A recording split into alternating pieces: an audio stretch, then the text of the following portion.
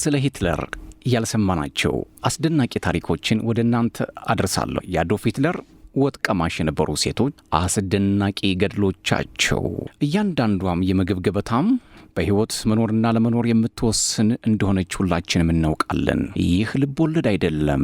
የሂትለር ወጥ ቀማሾች የየቀን እውነታ ነው እንጂ።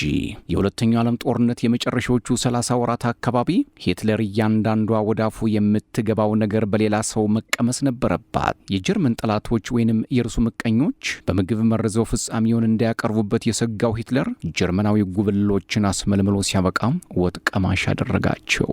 የእነዚህ ሴቶች አስገራሚ ታሪክ ጆሮ የበቃው የዛሬ 78 ዓመት አካባቢ ነው። ታሪኩን ለሰሚ ያደረሰችው ደግሞ የ95 ዓመቷ የያኔዋ የሂትለር ወጥ ቀማሽ የነበረችው አንዲት ሴት ናት። የሂትለር ወጥ ቀማሾች በሚል ርዕስ ተከሽኖ ቲያትር ሊሆንም በቅቷል። ሁሉም ተዋናኝ ሴቶች ናቸው። ጭብጡ የሚያጠነጥነው ደግሞ 4 የሂትለር ወጥ ቀማሽ የነበሩ ወጣት ሴቶች ላይ ነው ቲያትሩ የሚያጠነጥነው። ማርጎ መጀመሪያ ታሪኳን ያጫወተችው ሚሼል ብሩክስ ለተሰኘች ጋዜጠኛ ነበር። መቼም ይህን ታሪክ ትጽፊዋለሽ? የብሩክስ ጥያቄ። እኔ ያልጽፈውም የምትይ ከሆነ እመኝኝ እኔ መጻፊ አይቀርም ትላለች። ብሩክስ ታሪኩ እጅግ አሳዛኝና ጨለም ያለ መሆኑን ብታውቅም ትራጄዲ ኮሜዲ አድርጋ ለመስራት ነበር የወሰነችው። እኒህ ወጥ ቀማሽ ሴቶች በዚያ ጨለማ ወቅት እንዴት ጓደኛሞች ሆነው መዝለቅ እንደቻሉ እንዲያትት አድርጋ ነው ቲያትሩን እያቀናበረችው፣ እየከተበችው፣ እየጻፈችው። በሁለተኛው የዓለም ጦርነት ወቅት ጀርመናውያን በከባድ ችግር ተመተው በርካቶች በረሃብ አለንጋ የረገፉበት ዘመን እንደነበር ታሪክ ይናገራል። ነገር ግን እነዚህ ሴቶች በቀን 3 ጊዜ ለሂትለር ተብሎ የበሰለ በቅመም ያበደ ምግብ እያገኙ ነበር። ወቅቱን የምትዘክረው ማርጎ ሂትለር ስጋ መመገብ ብዙም የማይወድ ሰው ነበር ትላለች። አትክልት፣ ሩዝ፣ ፓስታና ፍራፍሬ የሰውየው ምርጫዎች ነበሩ። እኒህን ምግቦች በዚያን ጊዜ ማግኘት ቀርቶ ማሰቢያ የሚሆን አቅም የሚሰጥ ምግብ ማግኘት የከበደበት ዘመን ነበር። ምንም እንኳን የሚቀርቡት የምግብ አይነቶች በአይን የሚበሉ ቢሆንም እኛ ግን በሰቀቀን ነበር የምንመገባቸው። በርካታ ሴቶች ምግቦቹን የሚመገቡት እያለቀሱ ነው። በጣም ይፈሩ ነበር። የቀረበልንን ጥርግ አድርገን መብላት አለብን። ከዚያም ቢያንስ ለአንድ ሰዓት ያክል መጠበቅ አለብን። ብዙዎቻችን ካሁን አሁን ታመምን እያልን እናለቅስ እንደነበር አስታውሳለሁ ስትል ወቅቱን ትዘግበዋለች። የሂትለር የወጥ ቤት ሰዎች ሴቶቹ ከተመገቡ ከ1 ሰዓት በኋላ ነው ምግቡን በአይነቱ ለአዛዦቻቸው ያቀርቡ የነበረው። በሴቶቹ ቅምሻና በሂትለር የምግብ ሰዓት መካከል ያለችው 60 ደቂቃ ምጥ ነበረች። ቁጭ ብሎ ሞትን የሚጠባበቁባት፣ ሕይወትና ሞት ባንድ ላይ የቀረቡባት፣ ሰይፍና ገመድ ባንገት ሊገቡ የሚችሉባት ሰዓት። ከምግብ ቀማሾቹ መካከል ተመርዛ የሞተች ሴት ያለች እንደሁ የሚታወቅ ነገር የለም። እኔ በነበርኩበት ወቅት ማንም ተመርዞ የሞተ የለም ትላለች ባለታሪኳ ማርጎ። የዛሬ 78 ዓመት ገደማ ማርኮክ ታሪኳን እስከተናገረችበት ወቅት ድረስ ግን ስለ ወጥ ቀማሾቹ ሴቶች የሚታወቅ ነገር አልነበረም። የሩሲያ ወታደሮች ወደ አዶልፍ ሂትለር ቤተ መንግስት መቅረብ ሲጀምሩ አንድ ባለማዕረግ ወታደር ማርጎን አሾልኮ ያስወጣትና ወደ በርሊን የሚሄድ ባቡር ላይ ያሳፍራታል። ሌሎች ሴቶች ግን እምጥ የግቡ ስምጥ ማርጎ የምታውቀው ነገር የለም። ምናልባትም የሩሲያ ወታደሮች በፈጸሙት ጥቃት ተገድለው ይሆናል ስትል ትሞግታለች። ሰው ለመኖር ይመገባል። ማርጎና ወጥ ቀማሽ ጓደኞቿ ግን ይመገቡ የነበረው ለመሞት ነበር፣ ሞትን ከሂትለር ቀድሞ ለመቅመስ። እንዴት ይህን የመሰለ ታሪክ አስቂኝ ቲያትር ይሆናል? እኔም ገርሞኛል ትላለች ማርጎ። ሰዎች ወደ እኔ መጥተው እንዴት አድርገን ነው ይህን ቲያትር የምናየው? እንዴትስ ጥርሳችን ይስቀልናል ሲሉ ይጠይቁኛል። ነገር ግን ቲያትሩን ብታዩት ይገባችኋል። እኛ እኮ ከሂትለር ጋር ምንም ግንኙነት የለንም። እንደውም እንደተቀረው ሰው በጣም እንጠላው ነበር ትላለች። ይገርማል።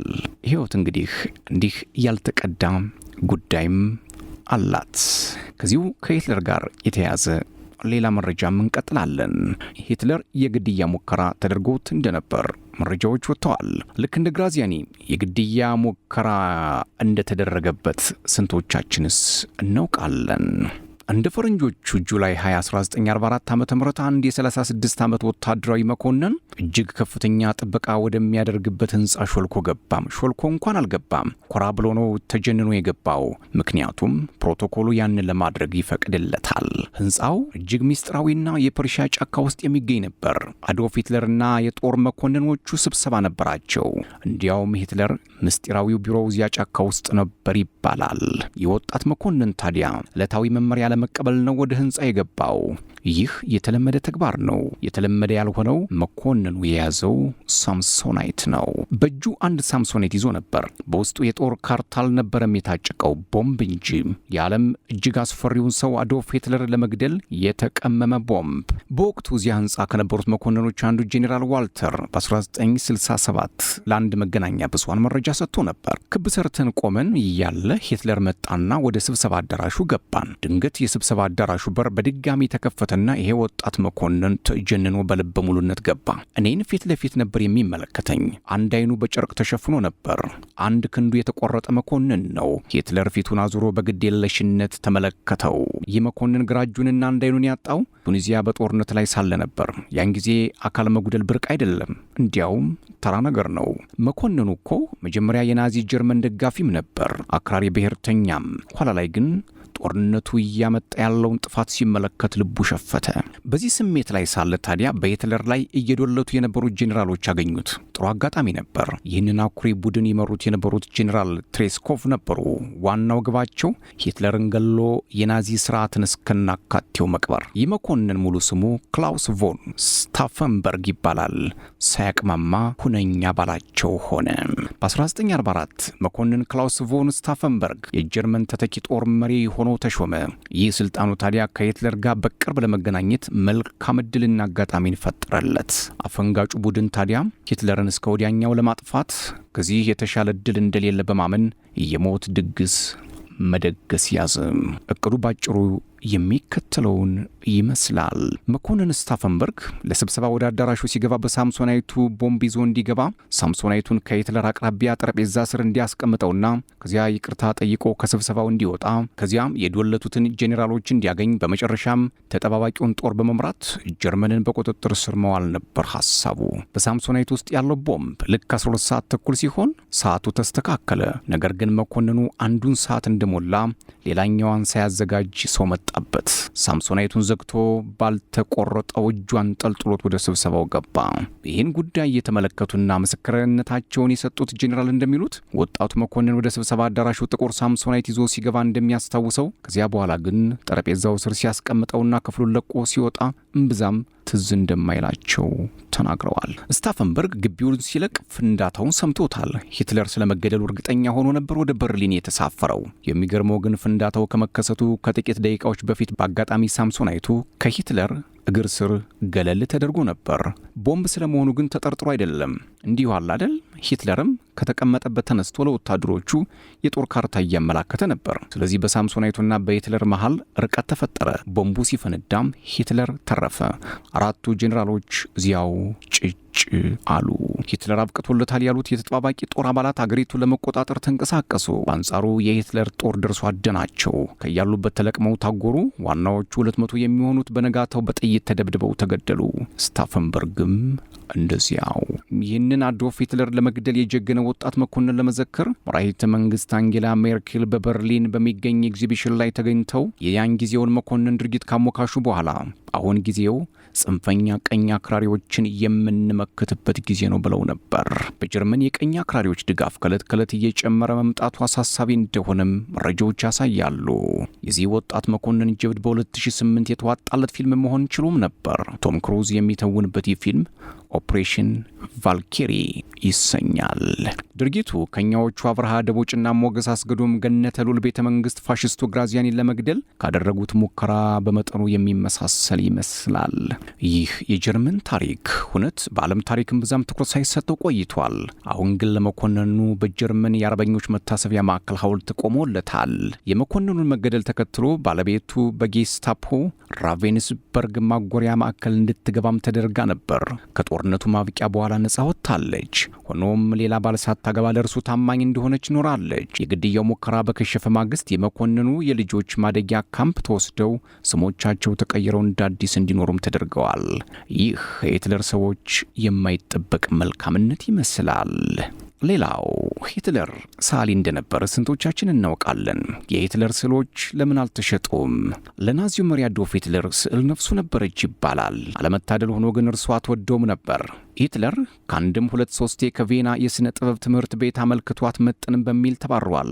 ይህ ነገር ያበሳጨው ነበር፣ ይከነክነው ነበር፣ ሆዱን ይበላው ነበር። ወደ ፖለቲካው መንደር ከመንደርደሩ በፊት በኦስትሪያ ቬናም የጉልበት ሥራ እየሠራ በዚያውም ያሰማራቸውን ፖስት ካርድና የስዕል ሥራዎቹን በየመንገዱ እያዞረ ይሸጥ ነበር። ሕይወት መልከ ብዙ ናት፣ ዥንጉርጉርም እንዲሁ። አንዳንድ ታሪክ ጸሐፊዎች ታዲያ ሰውየውን ጨካኝ ያደረገው ይኸው በስዕል ለነበረው ፍቅር እውቅና የሚሰጠው ማጣቱ እንደሆነ ይሞግታሉ። በሂትለር የተሳሉ እንደሆኑ የተነገረላቸው 3 ውሃ ቅብ ስዕሎች ለጨረታ መቅረባቸው ያለ መገናኛ ብዙሃን መነጋገሪያ ሆነው ከርመዋል።